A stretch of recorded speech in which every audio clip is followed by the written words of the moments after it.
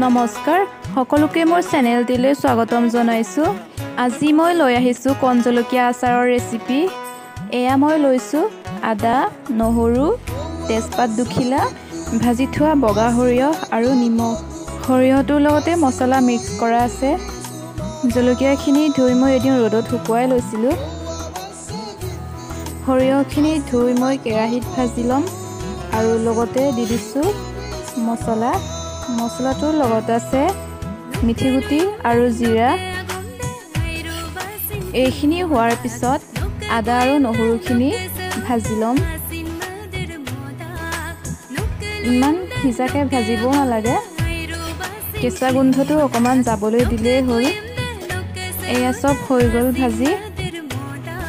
ইয়াৰ পিছতে মই মছলা আৰু সৰিয়হখিনি অকণমান খুন্দি ল'ম। ইমান মিহিকৈ খুন্দিবও নালাগে। এয়া চাওক বেছি মিহি হোৱা নাই। ইয়াৰ পিছতে আদা আৰু নহৰুখিনি একেলগে খুন্দি ল'ম। আদা আৰু নহৰুখিনিও ইমান মিহিকৈ খুন্দিব নালাগে। সকলো খুন্দি হোৱাৰ পিছত এতিয়া মই জলকীয়াখিনি মাজতে দুফাল কৰি ল'ম। একেবাৰে দুফাল কৰি দিয়া নাই, মাজতে অকণমান কাটিহে দিছোঁ যাতে তেলখিনি ভিতৰলৈ সোমাই যায়।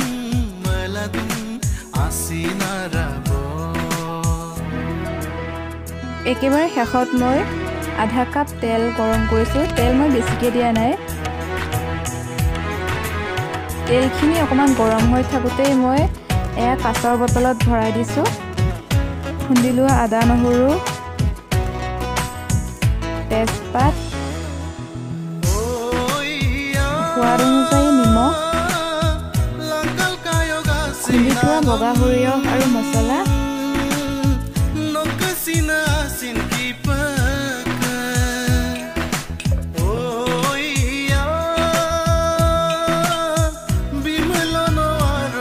আৰু দি দিছোঁ জলকীয়াখিনি।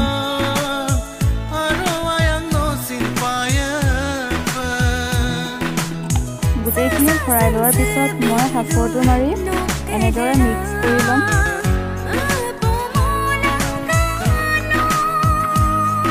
এয়া আচাৰ ৰেডি। আচাৰটো খোৱাৰ পিছত মই ৰ'দত দি দিছোঁ। ৰ'দত দিলেও হয়, নিদিলেও হয়। ভিডিঅ'টি যদি চাই ভাল লাগে তেতিয়া লাইক, শ্বেয়াৰ, কমেণ্ট আৰু ছাবস্ক্ৰাইব কৰিবলৈ নাপাহৰিব।